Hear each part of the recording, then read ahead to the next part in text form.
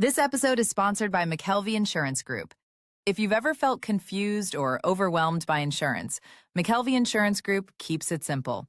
They're an independent agency, which means they compare options from multiple providers to find coverage that actually fits you, not just one company's policy. No pressure, no jargon, just honest guidance and real help.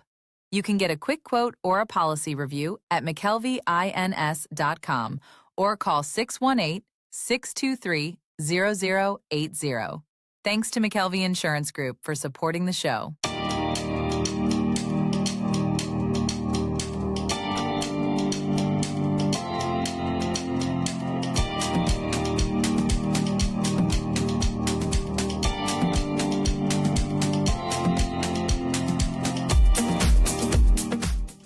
Welcome, everybody, to episode 3.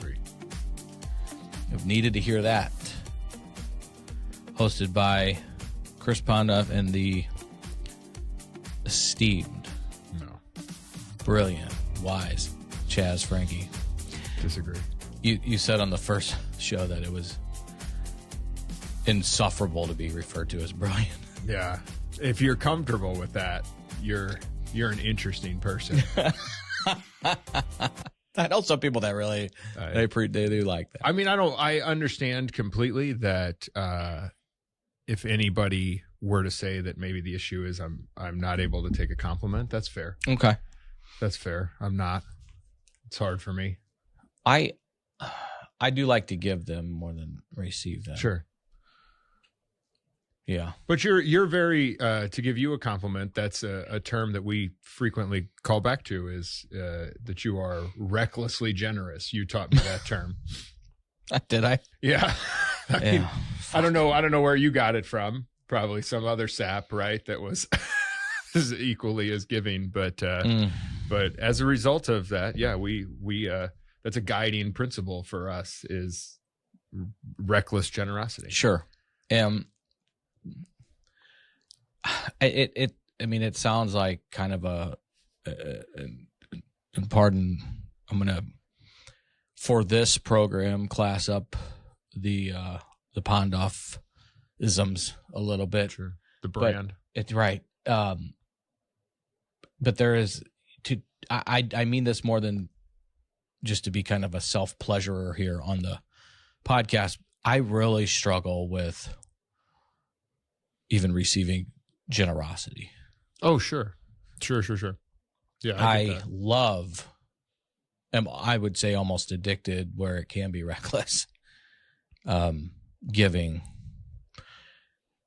even to the point where my wife, who's built out of generosity and giving, is like, no more trivia nights. Sure. And it's only January.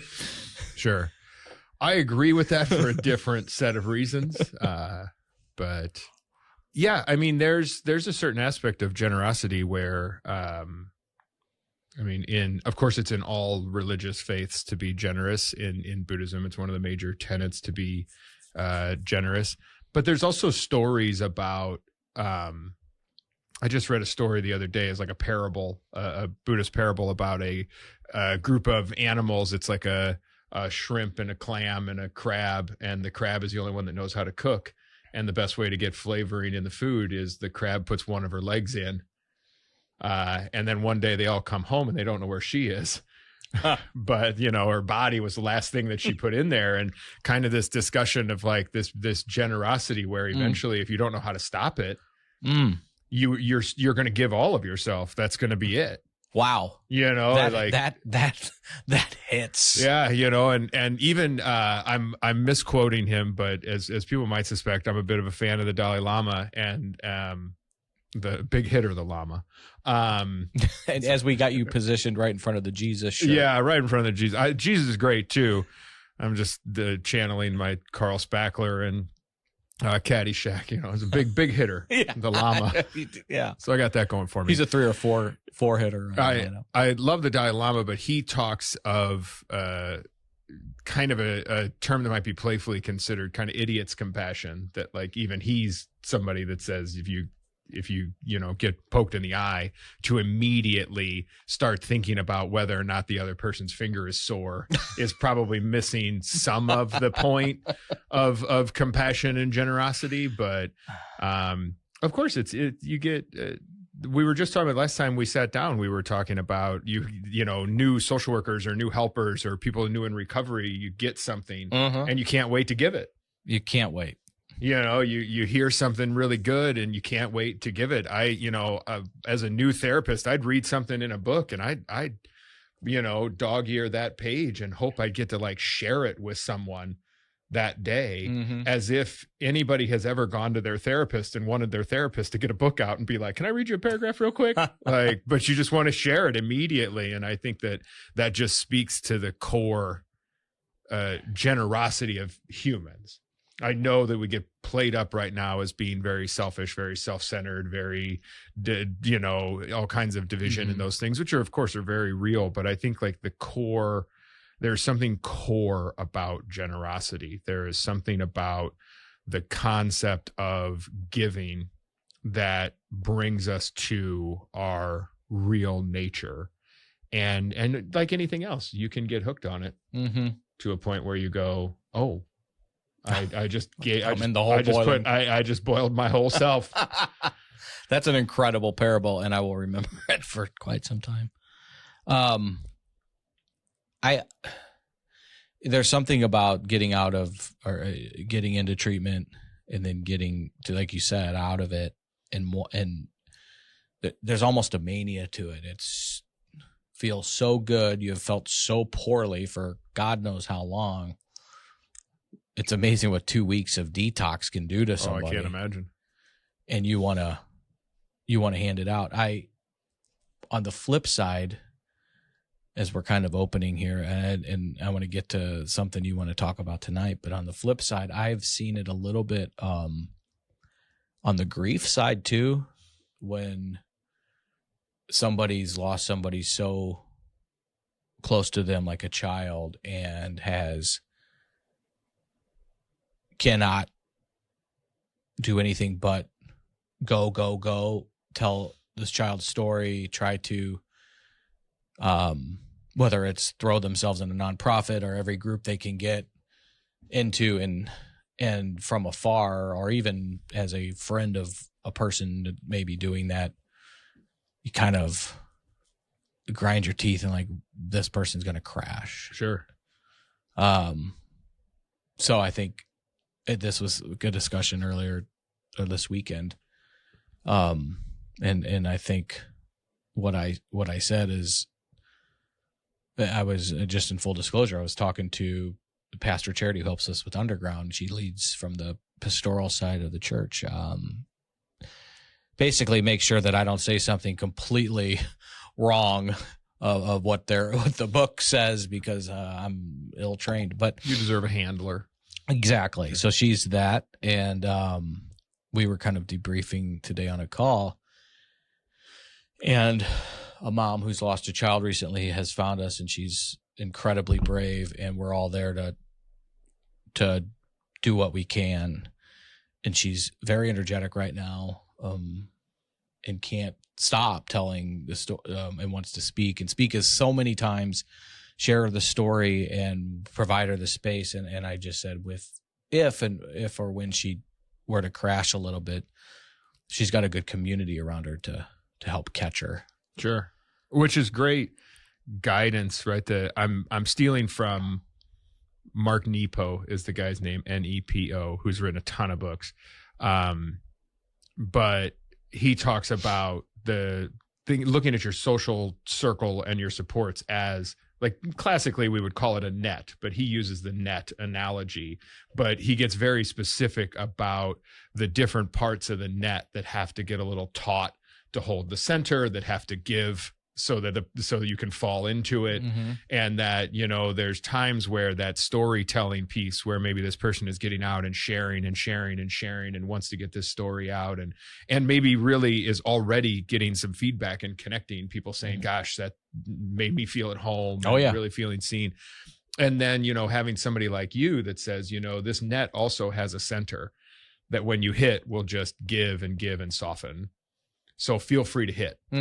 Like as somebody is not wanting to put too much pressure on that net in any one spot, and they're staying in the really sturdy parts of it that don't need a lot of give, to have somebody come in and say, hey, when you want to fall dead center into the middle of this, you're just going to feel how soft the landing is. We got you. Yeah. Well, yeah, I mean, I was thinking of that as you were talking about the wanting to give side and the generosity side, or the want to reach your hand back after getting clean and sober, and that type of mania. And I see that in a lot of people. And I go back to a cousin of mine who are new to this program, lost a son, 13-month-old son, 14 years ago. And she didn't want to get out of bed the next day, but her daughter, who was very much alive, said, I need breakfast. And starting a foundation in Ollie's name was what could keep her going. And it's since has grown into a really great nonprofit. And I think that is a superhero, beautiful thing when people can, but she's been able to fall and crack to that point and has a great community and a great family. And I think that community part is kind of a segue into something you want to speak about and speak on tonight's show, about building community and building relationships and safety in relationships. Yeah, we're on topic for sure. I think of there's a lot of people, and it's funny because it gets eye rolled, and even in my field, it gets like a bad rap where when you talk about grief and you talk about loss, people will be like, I don't know, I'm in one of those stages. What are those stages of grief? God. And if you're in the grief world, you know that Elizabeth Kubler-Ross her stages of grief are deeply misunderstood, that she was working with people who were dying. Oh, really? And that noticing that that's what was happening, that everybody kind of cycled through denial, anger, bargaining, guilt, acceptance, denial, anger, bargaining, guilt, acceptance. Those, for the record, those are the stages. Yeah, those are the 5 stages of grief that everybody will be like, grief doesn't happen in stages. It's not that clean. It's not.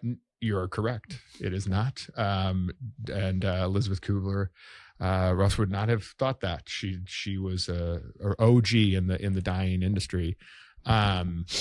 But kind of the person who took the mantle from her is a guy named David Kessler. And Kessler has a really, really interesting story, a backstory. He's worth looking up. Kessler, Kessler. Kessler was a child. I don't want to misquote too much of his story, but Kessler was a child who was kind of tangentially involved in one of the first kind of mass shootings. His mom was in the hospital and really, really sick when he was 6 years old. And there's a mass shooting in the hospital that she was in. Oh, shit. She died from her illness within, I believe, a couple of days of that. And the family could not be with her because they couldn't allow people in the hospital. This was, nobody really knew what to do. He also has lost a child. He also lost a young child himself, and has gone on to a career as a grief expert. And he is the kind of protege, the heir apparent to a lot of the stages of grief talk. And he has even written a book on how the 6th stage of grief is meaning, which is speaking to what you're saying, that a lot of people find that they have to make sense of it and they have to make it matter. That, that kind of loss. So they build a community around it. You build a nonprofit around it. You go to a group and become active in the group. You volunteer, you mark the anniversaries with an action. What's tough about that is that's clearly something that matters to a lot of people, and it's also something that you shouldn't say to a lot of people. You don't go to somebody and say, hopefully you'll be able to make meaning out of this loss someday. That is bad. Sure. We don't do that one. It's no different than the concept of post-traumatic growth. where, you know, this idea that the worst thing that can happen to us can then eventually become something that we pull a lot of meaning from, or we pull a lot of our sense of self from, or we, you know, we grow as a result of some kind of traumatic experience. There's a lot of research to support that. There's a lot of discussion about that. There's a lot of beautiful stories of resiliency and growth about that. You don't tell somebody who is in the throes of their own traumatic experience and response that they need to grow from this. That's not a great piece of advice. You let people come to these things on their own. Well, as you're saying that, there has been some horrific pieces of advice that have been uttered, sure, by non-qualified, but even people that mean well. Mm-hmm. Oh, absolutely. Whether it's you need to get over that, or you know, one of my favorites is, it's part of God's plan. Sure. No, it's not a part of God's plan that a 13-month-old died of a fucking heart defect. And it's something where if the person who has lost a 13-month-old child says, I understand how this fits into God's plan now, great. Right. If someone else says, do you understand this yet? Not problematic. Great. We're not doing that. And that is the nature of, I mean, even the nature of building relationship and building community, you know, like I said, is something I thought we'd kind of get into, because we had a whole hour and change on the discussion of change and how hard change is. Well, a big part of whether or not you're going to be implementing meaningful change in your life is like, who do you got? Sure. You know, you're not doing it on your own. And if you think that you're doing it completely on your own, if you think you've made massive commitments to incredible actions of change in your life, and you did it with no foundation, no people, no others, you might be a little self-deceptive. That's a nice way to put it. I don't know for sure. I'm sure there's some kind of incredible Western individualized John Wayne story of having done it completely on their own. But even John Wayne had a horse. Yeah. And a director. Sure. And, you know, director of photography. And so, you know, you build out community. And one of the really difficult things about community is that would be other people, and other people are tough, and, you know, we have a hard time with them, and human beings, man. Yeah. You know, it is a really, really hard thing. And so if you're somebody who's gone through a terrible loss and you finally take the leap to go to a support group or something, the support groups out there are beautiful. It's incredible. And they're usually run and facilitated by people that have been through similar loss, and people who have made part of their grieving process, maybe facilitating a group, creating a space for a group, something like that. And you still run the risk of going to a support group for something and having somebody say something out of pocket. Sure. And so the tough thing about building community is, where is that Goldilocks zone? Where is that sweet spot between how can I build safe, trusting relationships that might include, this is not always going to go perfectly well. You're not going to go into a church, let's say. You're not going to go to underground and only meet people you like. Sure. Especially if there's more than like 4. Right. You know, if you tell me that you're getting, you know, Wednesday nights at 6, there's 80 people in the room. Yeah. And I like a lot of people in general, but I love people. Right. But you're not going to bat 1,000. Yeah. And I just think that's really, really tough, because a lot of what we would talk about in trying to have a discussion about relationship is we're going to gravitate towards the beauty of it, that we need one another, and we need friends, and we need safe spaces, and I believe we need therapists. Sure. We need counseling. I believe that. I believe that as well. You know, a pastoral presence, a spiritual presence. You know, we need people who have the ability to see us when we can't. You know, and so there's a lot of trial and error that goes into that. Yeah, but with trial and error, I was glad you said that. To trial and error to me is learning and failing forward, and you learn as much from the people that you may have some difficulties with, if not more, than the people that you that you just mesh with right out of the bat. In fact, that goes to something I learned early in recovery, and it wasn't even from the rooms. It was actually from a mentor of mine who happens, yes, to be the lead pastor of the gathering, and was instrumental in my recovery and very wise. And I think it was a sermon he gave, but it was about, he talked about putting together a board of directors in your life and making sure that those people that you put in that circle are the people that you'll call when you have the most life-altering decision to make that will not bullshit you. Sure.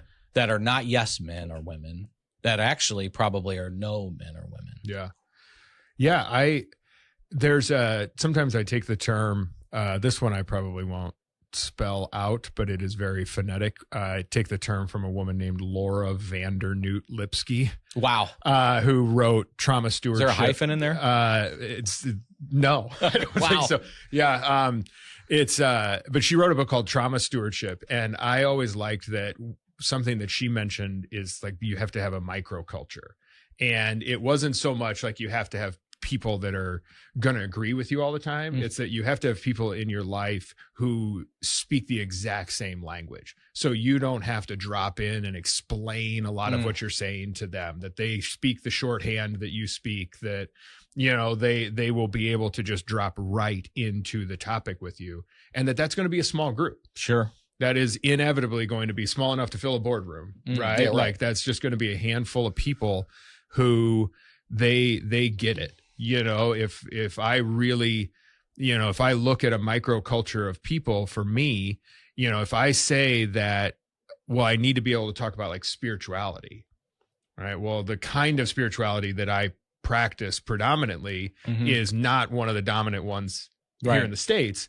So if I insisted on that, which is not a bad thing for me to insist, if I say like, I got to have a place to process my spirituality with, and it's got to be with people that understand Buddhism, right? It's getting smaller. Sure.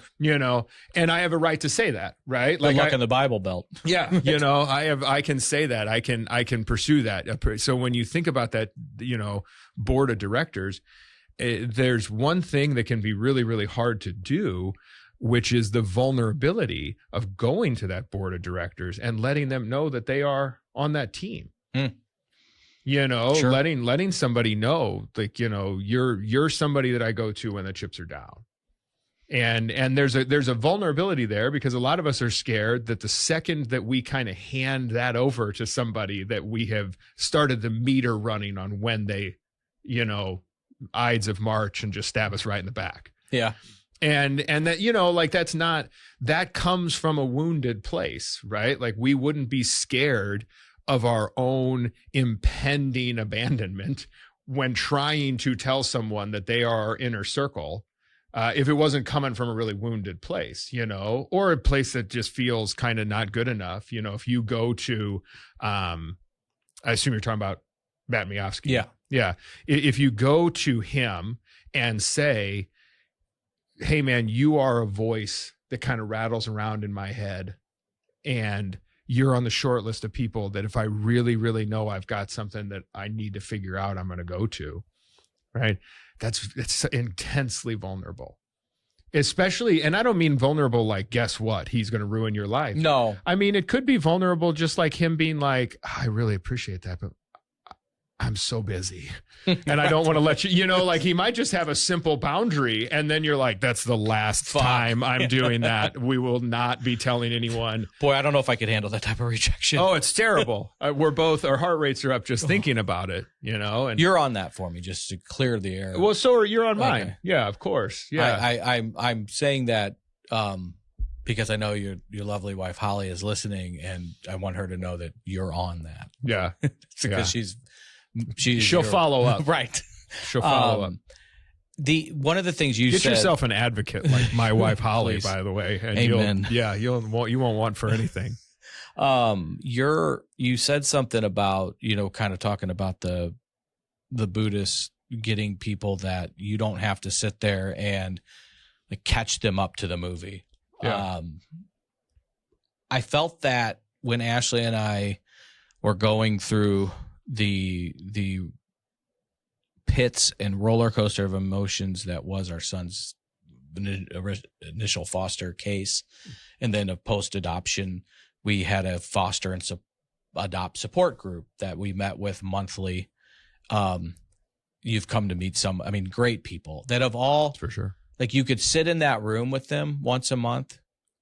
If you had something, we'd bring it to them. That was specific to the foster and adoptive process or what our kids were going through.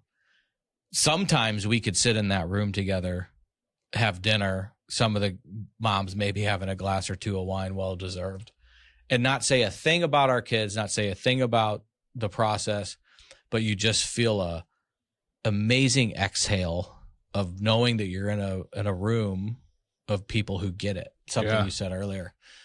And I think they don't limit that. I wouldn't, people that are listening that are, oh, wow, maybe I'll consider that. Like, don't limit that to just one.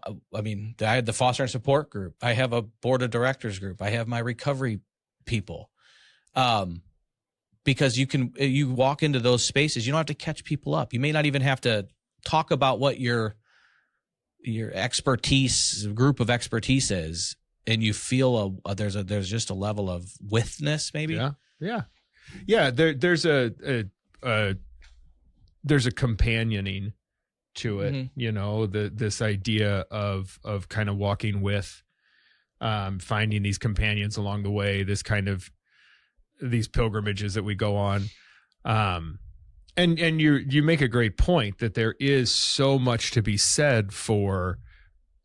You don't have to limit it. You can find different groups, you can find different people, you can find different hobbies in different areas, and it's okay to build kind of culture and space for all of them. Where you're kind of in a unique place is some people listening might relate to this because might have a similar kind of personality. Like, you don't want to go to a bunch of groups and not connect to those groups. Right. Mm-hmm. That's a part of your personality, right? Sure. Your people come together. I feel that way too. I love when I can bring people together, when I introduce people to one another. But it's like if there's one thing I'm average at, and I think I've made a career out of it in my civilian jobs, if you will. The 8 to 5's not a podcast or underground or, whatever the else recovery related. The 8 to 5's is connecting dots. Yeah. And I get real joy in, like, I as I talk about my board of directors, I'm like, man, I want to get you and Miofsky and the other. I love Miofsky. EV you've met. Yeah. And these people in a room together. Yeah. And just sit and listen. Fuck. And that doesn't even have to be about me, although don't mind if it is. Yeah, you'd be all right. Yeah. Yeah. Yeah. That kind of connection is really powerful. It goes to the sharing, Holly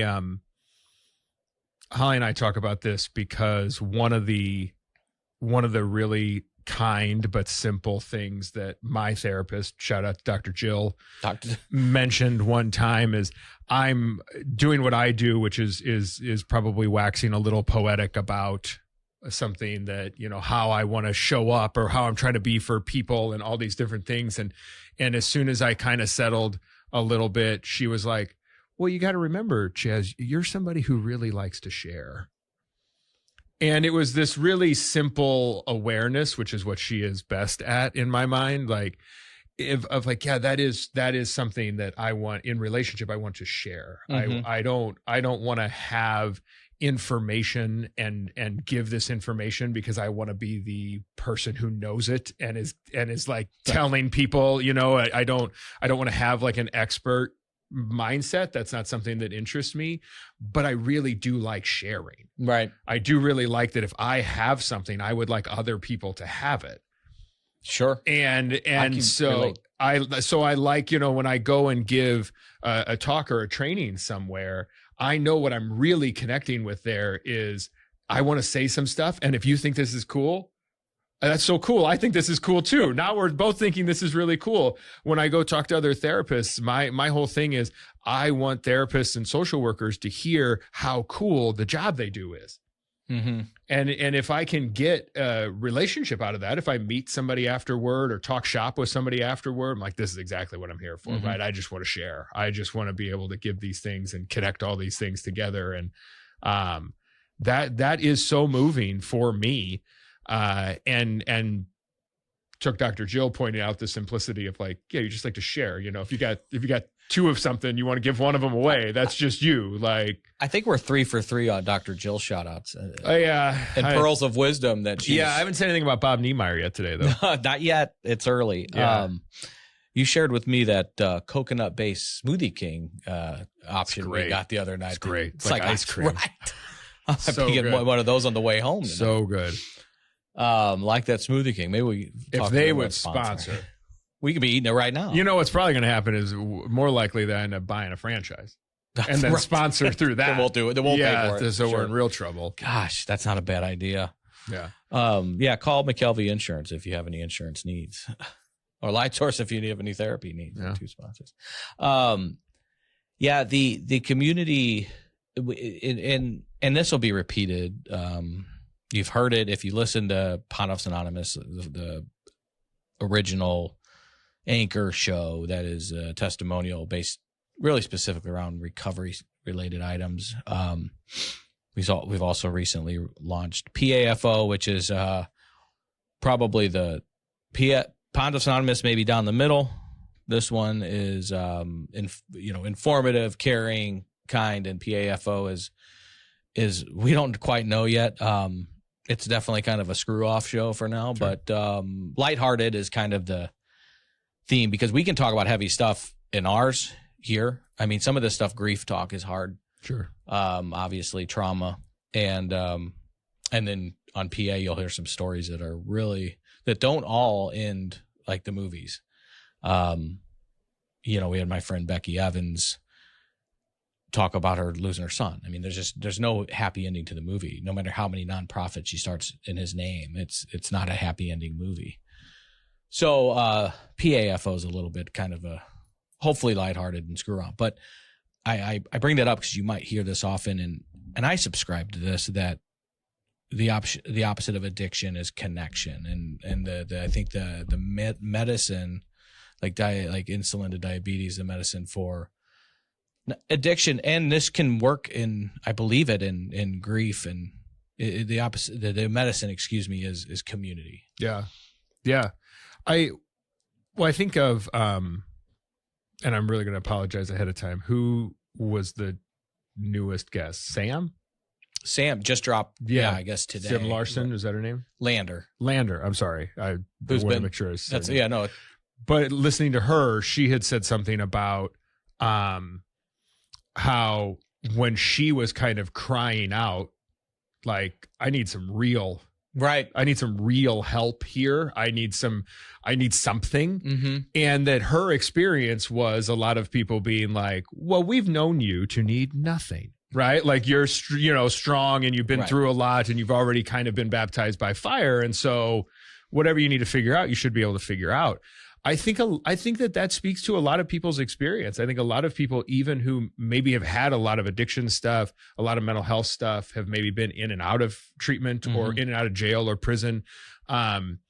There's a certain kind of abandonment that the really resilient among us feel, which is they, as soon as they are saying or showing a certain level of needing help, they don't get offered the same kind of connection, right? They get offered a reminder of their toughness, and I've sat with so many people that have a history of trauma and a complicated history of trauma who will say, I would like a day where I don't have to be strong. Like, could I just be really weak for a bit?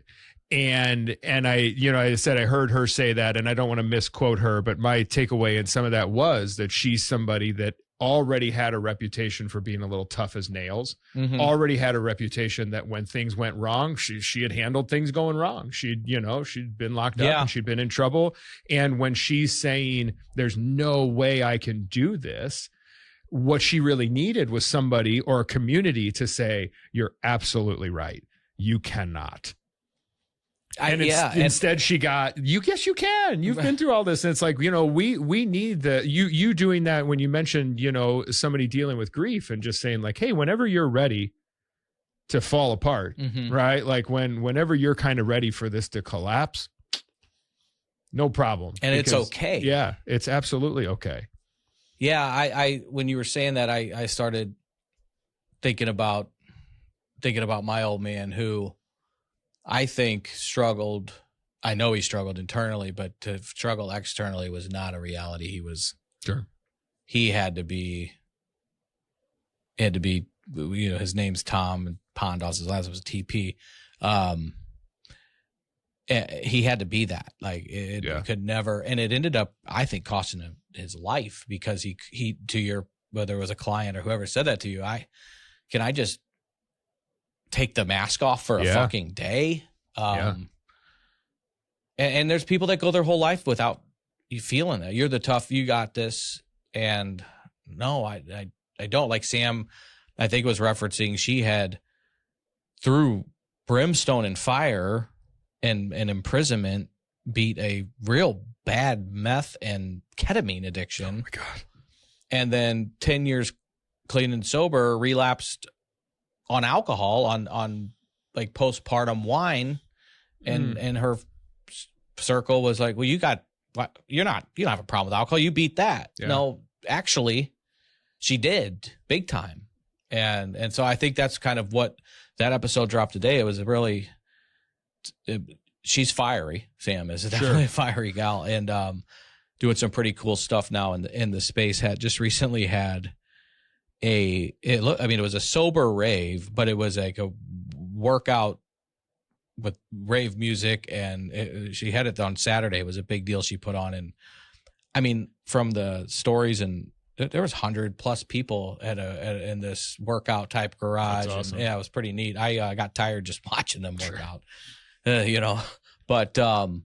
but yeah, to that point, like that's a tough, it's tough to have that personified upon you, but then to try to wear that, it can be, I mean, it could kill you. When I worked in Department of Corrections, I used to be a counselor in Illinois Department of Corrections, or therapist. I say that because anybody that works with corrections knows a DOC counselor is its own thing. That's who helps you with how much time you have left, and helps you get different kind of resources and stuff. But actually doing therapy in a prison, and we would get, you have the full range of people. It was a treatment facility. And so you would have these guys that were coming in that were maybe 19 or 20, doing their first adult bid. And then these older guys that might be 60. And as you know, in the addiction world, somebody who's in their 60s that has been on and off struggling their whole life, I mean, this might be their 13th or 14th incarceration. And it was, they had some kind of awareness would kind of pop up that they were playing with house money. I was thinking have maybe outlived their life expectancy. Yeah. And so I remember, though, that of course, like the same thing, the older guys, really, you would look to them to help calm the groups down, to help share, to keep things going. They also chaired a lot of the meetings when the counselors weren't there, right? If there was an AA or an NA meeting, it was going to be chaired by the one of the guys in the locker room. Yeah, and so we'd have a lot of those older guys that would handle it, and they did a really, really great job, and no good work would get done in there without them. That's just the reality of the circumstance. I'm a big fan of a guy named Michael Mead, and he always says that everybody gets older, but not everybody gets elder. Nice. And like these guys they were our elders, and they would clock that, like, especially me, I'm a baby therapist in this example. Because you were right out of grad school, yeah. And shout out to your SLU Billikens. Yeah, looking good. We watched the game the other night. Basketball. My God, they sold that building out? Did you see some of the prices were put down into like the 4 digits? Yeah, absolutely, behind the bench. Unbelievable. They're taking the city by storm. It's wild. Good thing they have we have a hockey team that's, hope Ryan Miller doesn't listen, dog shit right now. Yeah, they're spreading the wealth of fans right. for a bit. Sure, the Cardinals are just got rid of their only asset an hour ago. Brendan Donovan's on his way to Seattle. Yeah, it's great. So the Billikens, your SLU Billikens are. Yeah, learn those Cardinals names. You're gonna need You didn't know them last year, but you're gonna know them this year. And so we would have a lot of guys that the younger guys, as you might suspect, were the guys that would come in and be the most just uninterested. You know what I mean? Like the reality is I was working at a facility that's a minimum security facility. It was probably an easier place to go, right? So some people would enter treatment just because they knew it was going to be an easier place to go, which, by the way, I do not blame them, right? Like if you heard of a way for you to have an easier time being incarcerated and you found a way to navigate that, that's probably not your worst decision. And so these guys, these young guys would come in, and of course, like you know, anybody that's been in any kind of group setting, whether it be for mental health or addiction or just a group of human beings, you know what it's like to have a disruptive person in that group. You know what it's like, even if you have been in a work meeting, the person that asks questions the whole time. Oh my God, know, like Chaz. there's certain archetypes of individuals, there's certain kinds of people that you're like, oh my gosh, this is hard. Some stories. And so the young guys, of course, would be tough. I will say, I mean, not disrespectful, not mean, not kicking chairs over, not, you know, bad mouthing anybody, just tough, just enough to be kind of disruptive and difficult.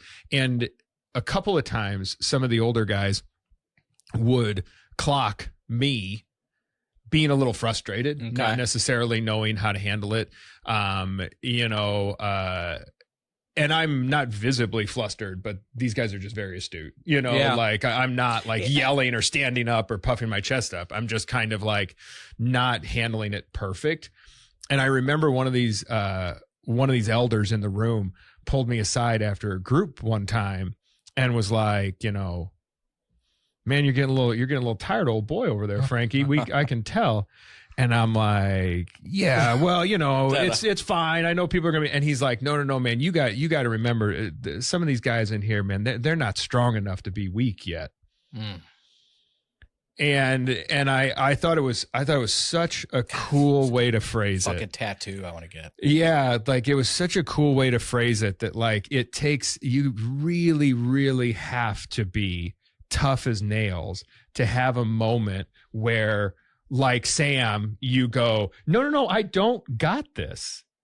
Like, you know, you have to be able to hold both truths, right? Like, yes, I'm very strong and I don't have to do this on my own. I need help. Yeah. And that is so tough. That is so difficult to figure out. Like, what does that look like? You know, and to your point, like your dad, you know, maybe your dad never really found it. Yeah, you know? I don't think he did. I really don't. I mean, I've talked to a lot of his friends. I mean, his older sister. I don't think there was anybody, and I think it may have started his difficult relationship with his father. He lost his oldest brother. His hero was his older brother. He got killed 9 months after being deployed to Vietnam as a Marine, and. You know, his dad, Grandpa George, God love him, he was a Pearl Harbor survivor. And then his oldest son got left for the Marine Corps, pissed off at him, and never saw him again. And so he was a little shell-shocked by the time he was left to raise Tom. And so they just never really got along. But I wonder, and then his mom died when he was young. So I don't know who, he was probably done with his go-tos. He had his go-tos were gone to, And you know, therapy wasn't really a thing for Tommy P. No, we missed that one. Let Chopper have it. I'll tell you that. That one time. But I'm thinking about you in that room and in groups, how it doesn't take more. And I coming from a guy who probably as a young hockey player playing up a level with older guys, I was probably a shithead in a couple of the locker rooms. But I learned the baptism a little bit through fire. And then by the time I was in treatment, I think it was probably the third group I was in. There was one kid that just was class clowning the whole time and asking stupid questions and really fucking the group up. And the peer support I could tell was getting, and I remember asking, hey, I need to add a question for John here. And they're like, oh, what? Okay. I go, do you have wings? And they're like, what do you mean, man? I go, well, we're on the 4th floor and I'm getting ready to throw you out the fucking window. And they asked me to leave the room to calm down a little bit. But finally, that group. That was the right decision. Yeah, right, to ask you to leave. You're the more social impacted worker, of the two. Yeah. The social worker came to talk to me a little bit and said that's not super effective problem solving. Sure. But I always, and I take that though, because now leading groups here at Illinois Recovery Center, having people being in rooms, I've learned to be maybe an older now, maybe an elder in this space on how to, because you can lose the room pretty quickly as a facilitator. I've seen it happen here. I cannot imagine I would get fucking eaten for breakfast at a prison setting. They were great. But it was awesome. But I look to now guys that have been here on day 21, 22 and gals 23 that are done fucking around. When you got some people that have just gotten here, they're on maybe still a detox a couple days in, not taking things serious, whether it's a church group or a recovery group, and they self-police a little bit because they're there to learn, and that dynamic is something that I recognize as you were. Yeah. I mean, anytime you get into, I mean, it's a great example because there's definitely a person who's day 24 inpatient, might as well have 100 years of experience on a person coming out of detox.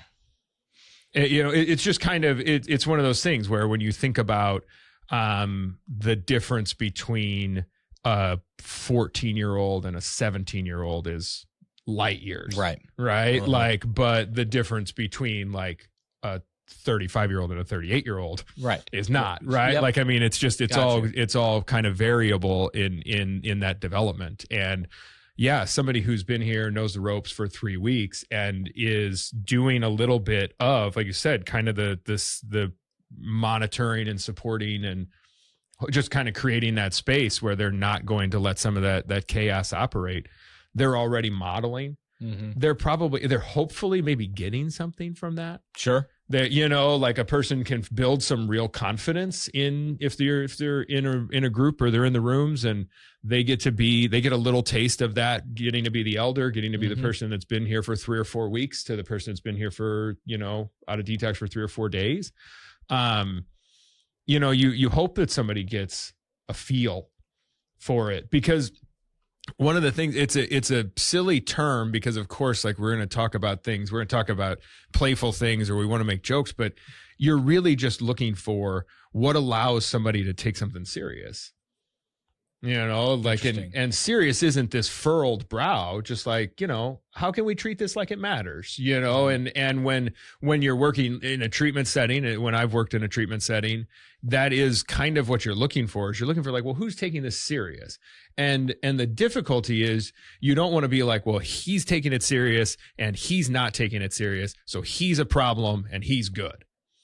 Right? Like, because that's not going to do you. You're going to waste all of your resources on being upset with the person who's not taking it serious. Right. As opposed to being able to clock, like, somehow this person who is taking it serious has probably kind of cracked a little bit of their code for what it takes for them to be vulnerable and build connection. And the person not taking it serious has not cracked their code on how to be vulnerable and make connection. They're not strong enough yet to be weak. It's just, it's scary. Sure. Yeah. It really is. And I think about, and kind of the work we're doing behind the scenes on trying to launch our own thing to help people. And it's making sure they stay connected.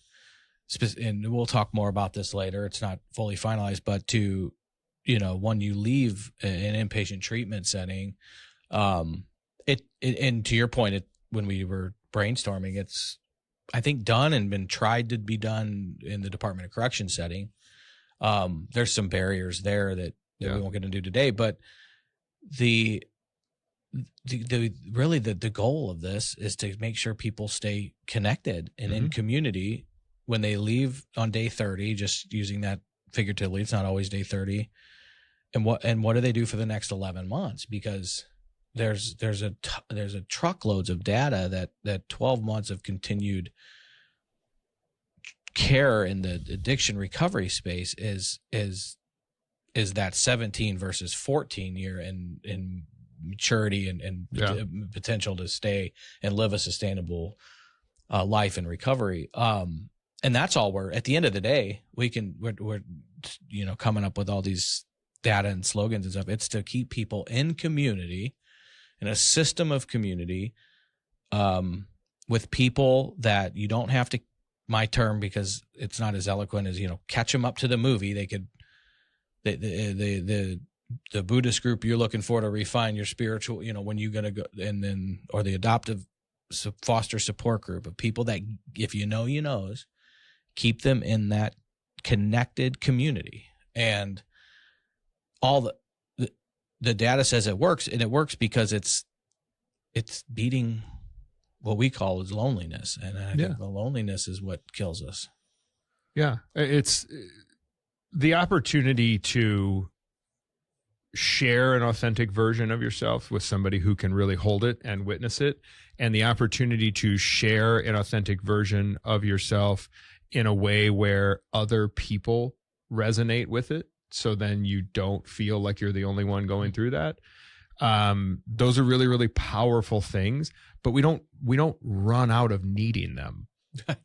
We don't get that moment. And then it's like, okay, I talked to that therapist one time. I felt really seen. I felt really heard. Now I know what that feels like, and I don't need it anymore. I got this from here. Yeah. And we just don't. And not only do we not get finished with needing relationship and needing to be vulnerable, it sucks to think that you would live a life where you don't want people. And that's when we're really, wounded. That's when, we've been let down by our fellow humans, right? Is when you're officially like, I think I'm done with relationships, which just happens. I mean, I've probably said it in a temper tantrum after for sure, let down or what I perceive to be a betrayal or a backstab. It goes back to what you said when you approach someone and say, by the way, you're on my board of directors. I'm the clock's ticking until you fuck me. You know what I mean? The meter's running. Because it's happened. You've been let down. Holly and I really there's a leadership guy named Simon Sinek. It's Sinek, not Cynic. Okay. But Simon Sinek, he wrote a book called Leaders Eat Last. That's not like a wrestling name. No, the Sinek. Just Incredible was a wrestler in ECW. Simon Sinek, who we kind of have some respect for. I don't, not having social media means I'm not really up to date with what people are doing. So brilliantly weird on that because you're in the minority and you avoid so much nastiness. I do feel blessed. It's gotta be a gift. Yeah, it has been nice. We have not missed it. So I like to screenshot. That's been something that, a little sharing every now and then in a group chat is fine. So I don't know everything that Sinek is up to, but I know that there was a time where he pivoted all of his work, which has always been leadership. He wrote another book called The Infinite Game, which was really just talking about how if you're an entrepreneur, if you're in the business world, if you're in the leadership world, if the only thing that you do in starting a business is beat your competitors, that's a very finite game, right? That will end, right? If you're trying to beat the guy down the street and he closes, now what? It's music to my ears because I sucked at beating my competitors. Well, yeah, I mean, I'm glad you're not that competitive. Let's get rid of that. But Leaders Eat Last was a really, really great book, but he made a pivot in a lot of his public dialogue to the importance of friendship. That the real core at the end of the day was friendship, what we call social fitness. Which in your longevity studies and all those different things, it keeps kind of showing that the people that have like real staying power in terms of aging and longevity, it's relationships, right? It's their social fitness. It's who do they have in their life. Not just, it is of course meaningful relationships or what they mean, but also like, if you have people in your life, you're less likely to break a hip in your house and nobody will check on you for 3 days, right? Like even that kind of social fitness. But Sinek made this pivot to talking about friends and friendship and that being kind of this core thing. And one of the things I know Holly had found it and showed it to me a while back is he talks pretty eloquently about this rule where he tells the people in his life, even people he coaches, because he does a lot of individual coaching and stuff. He says, you got to promise me that you'll never cry alone. And that if you are going to cry or you feel a cry coming on or a big wave of emotion coming on, that you reach out to me. And let me just be there so you don't have to cry alone. And it's the kind of thing that I'm sure, depending on who would listen to the conversation you and I are having right now, there's a lot of people that are just like, absolutely not. I mean, it's almost, it's like the word counter. Yeah, it's counterintuitive. Yeah, and I'm like, is it just to the alpha male? No. No, it's to everybody. I don't want to cry in front of you. Yeah, I mean, I don't cry anyway, man. Yeah, of course not. I've had the absolute honor of speaking to a lot of people who say, "Oh, I just hate to cry. I really don't want to cry." And then the joke is, because I'm a therapist, right? The joke is that I just like steeple my hands and I'm just like, "Oh, we'll get there." Which, like when you go to the mad science, which I might make that joke, but that is not my goal. But it's essentially this idea that you think about the messaging that you are sending yourself. If you feel like these big spikes in emotion, these big waves of emotion that might create tears, are something that you need to get behind a closed door and make sure nobody knows about them. And to Sinek's point, I mean, Sinek is I think really well spoken about that. It might be kind of weird. He might have somebody who is a pretty hard driving, alpha kind of personality who fulfills that promise and reaches out and says, "Man, I gotta cry right now." And Sinek gets on the phone with him. He's like, "It might be 5 minutes. We might not say anything. We don't try to resolve anything. It's just really letting your whole self, your mind, body, and soul know that you're not doing anything alone." That's real sweat lodge shit too. Yeah, it's like just cleansing is what. Yeah, it's really, there's so many things. I go back to Mark Nepo, where he says something about how life is just a series of moments where you drop all the things that you think are important to be there for somebody who needs you. And I'm doing an inventory now. Yeah. I mean, how many times has just your day been filled with all of these things that are important? Right. And it's not that we're not downplaying that we work and we do jobs and we make decisions and we, respond to emails and organize different things. But that moment that somebody either in that board of directors or that you're on their board of directors says, "Hey, something happened today. I need to talk to you." And nothing else matters. All those things, all the things that were important a minute ago just aren't important. And to Nepo's point, it's like, that's kind of life, right? It's just like a series of moments where you drop things that are important to go do something for somebody in need. I'm thinking about our good friend Brett Paltz right now. Love Brett Paltz.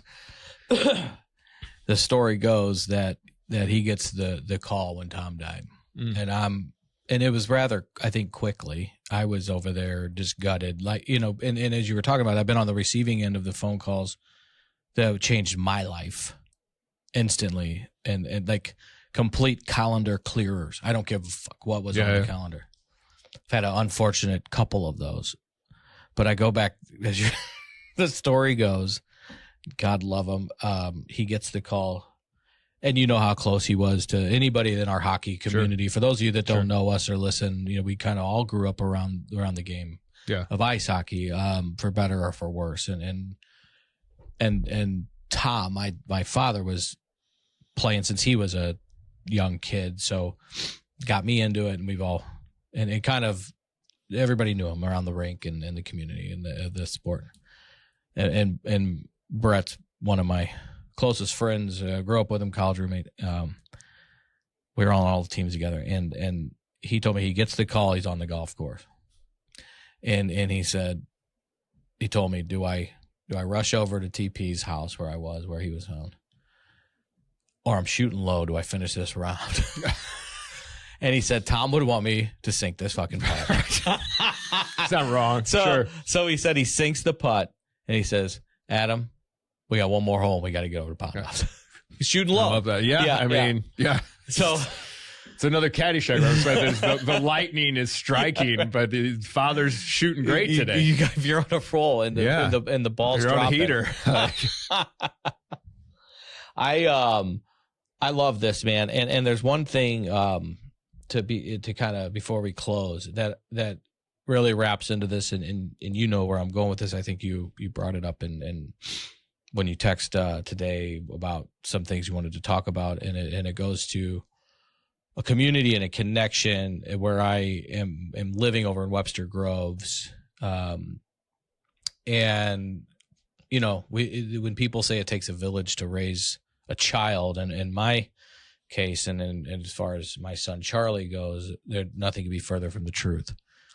Well, last Thursday, I get a call from a former. Nothing could be closer to the truth. Did I say that? Said further from the truth. Yeah, you know what I meant. Yeah. God, thanks for the correction. Jeff figured that out on the edits. He's got it. Yeah. Last Thursday, 9:30 in the morning, I get a call, and it says Webster Groves School District. So I'm like, well, shit. Who'd he peg with a fucking snowball, or what fire alarm did he pull?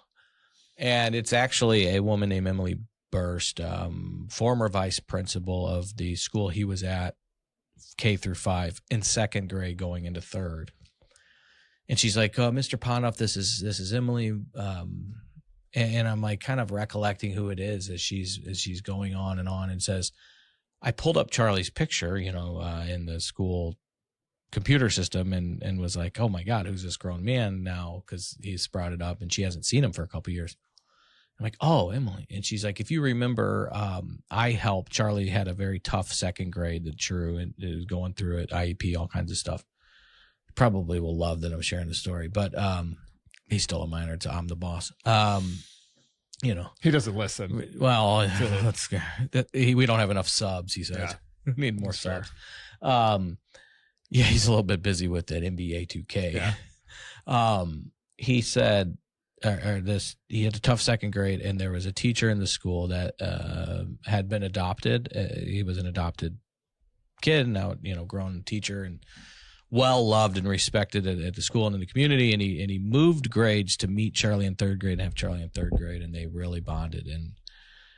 And then Charlie was going into fourth grade, he elected to go to fourth grade to stay with Charlie, and then just be completely enmeshed and was a angel, God's gift. Well, Emily was calling to let us know that he suddenly passed away. And he had just retired in May. And this was somebody to Charlie, and Ashley, when I told her the news, was wrecked. And the teacher's name was Jamie Devlin, and I really want to dedicate this episode to him and his family, wife and I believe daughters. I knew how much he's told us. He came to Charlie's soccer games. Charlie begged him to come to a soccer game. I know how important he was to our family, and was a mentor to Charlie. But what we didn't know, apparently, was the impact Charlie had on him. Because Emily shared that with us in that phone call. Wow. And she had to call the school that she was no longer at to notify them. She had to call the former principal, who was no longer there, was really close, to notify him. And then she called us. We were our third phone call, which really makes it, us sit down and just love this kid more. But he must have just been a bigger fan of Charles than we ever really knew. Sure. And it goes to this community thing, and being able to listen and allow him to take Charlie under his wing was great. Telling Charlie when we picked him up from school what had happened, his first reaction was almost pissed off, because he just retired, he said. Yeah. And he didn't get to, we have this vision of living forever in retirement. And then he said his poor family, and I'm proud of him. I don't teach him. I'd like to teach him this shit, but this is just, he's inherently a good kid. But yeah, and you had mentioned it in the notes to similar and losing someone in community, but Charlie will have this memory of this teacher forever. And the impact he made on his life. So, yeah, it was something, man.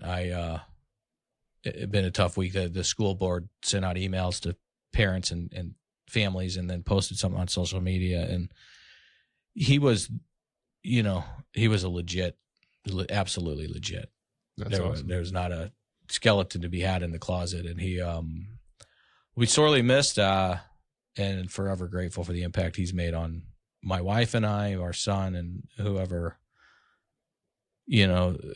like a rock in a pond. When Charlie hits the pond, all the impact in the world he's going to make. I do think we've yet to see I think he could, and I'm biased, but could be a pretty special kid. But of course, yeah. Shout out to just thoughts and prayers is what I really, and to Jamie Devlin and his family.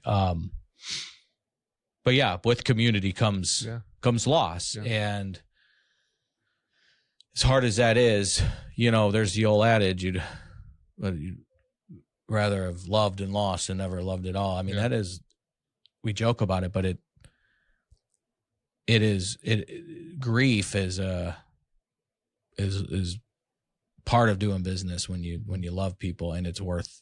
I mean, I always go back to what you said about Diego and Bristol and Little Roast, that they, these dogs these people we love deserve us to be a little fucking destroyed for a minute, know? And the people that we have that are closest to us, it's the old Winnie the Pooh, right? Like the idea of not wanting to go a single day without somebody, right? Like that if you, if you die at 100 years old, I hope I die at 100 years old in a day. So I only have to go one day without you. We argue often on who's going first. Ashley and I. Yeah. Well, and I think I've heard your wife argue that with. Yeah, she's incorrect. That's there's no way. We're men. We don't last as long. That's playing by the numbers. Well, you better start prepping her. Yeah. And sorry for misquoting Winnie the Pooh, but you'll know what I'm talking about if you look at it. But I mean the Jamie Devlins of the world, where when we talk about this board of directors, when we talk about our people that we're safe with, it's important that part of why we're having this conversation is we're having this conversation in the name of knowing that there's people out there who don't have this and have never had it. And when you've been, mentored, when you've had somebody, when you had a safe person in your life, when you had somebody that really saw you for who you were, there's a thought that the more you're able to kind of connect to that space, the more meaningful it is for you to become that for someone else. Like you just said about Charlie. I mean, Charlie's a kid, but it's the thought of, okay, like Charlie had this incredible mentor who everyone is now grieving, and it still makes it likely that Charlie's going to be that kind of mentor for somebody someday. And be that kind of safe person that really sees people. There's a story in a book called How to Help by Ram Dass, where they talk about a place I believe it's in Thailand, where they were treating addiction, and it was run by this Buddhist monk. And it was a very, very simple, austere thing. It wasn't a program. This is a long time ago.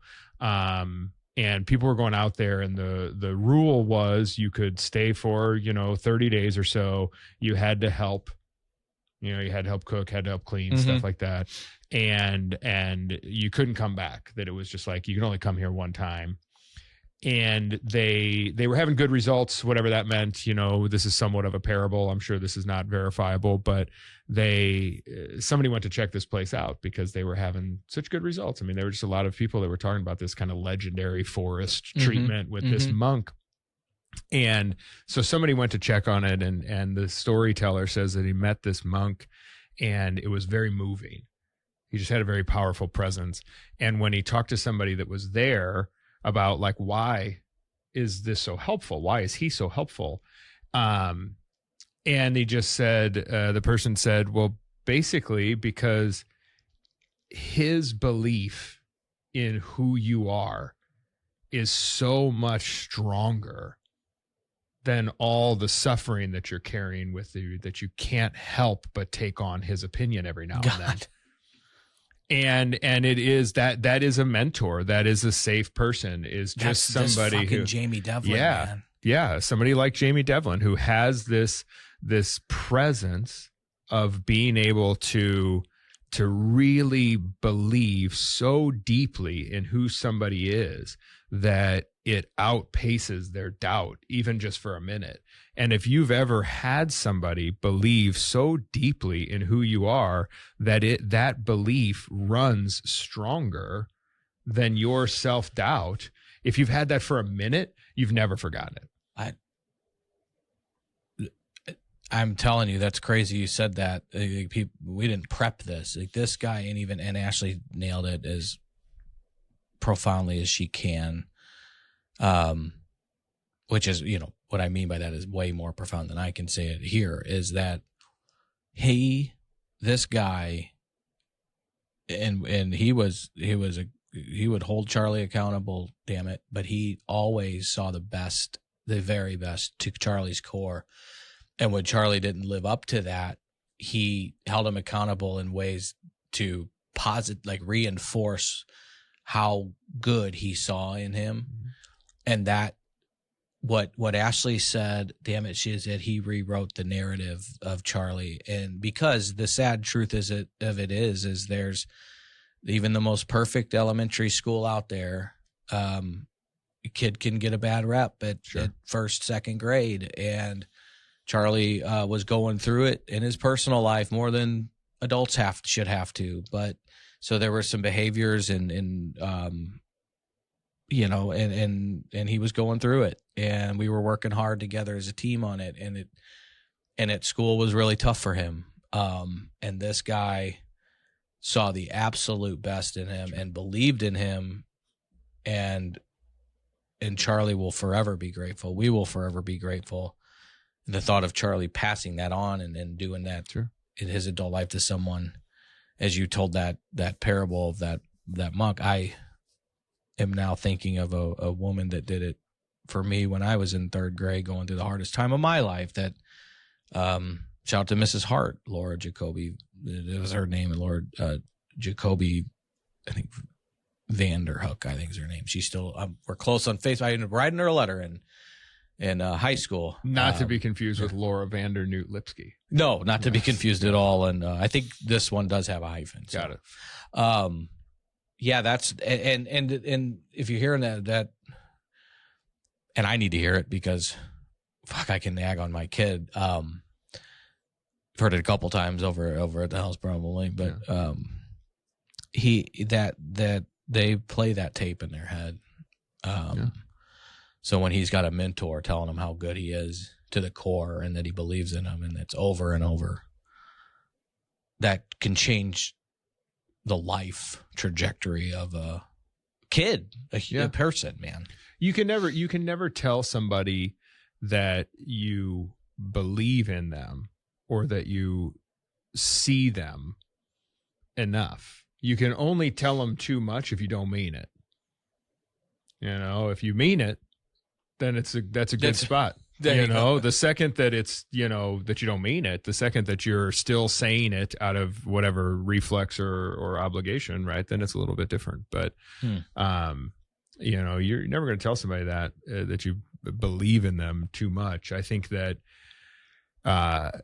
one thing is if you're somebody, or if somebody were to listen to this or hear this conversation and not ever having experienced any of this, like there's a grief in that.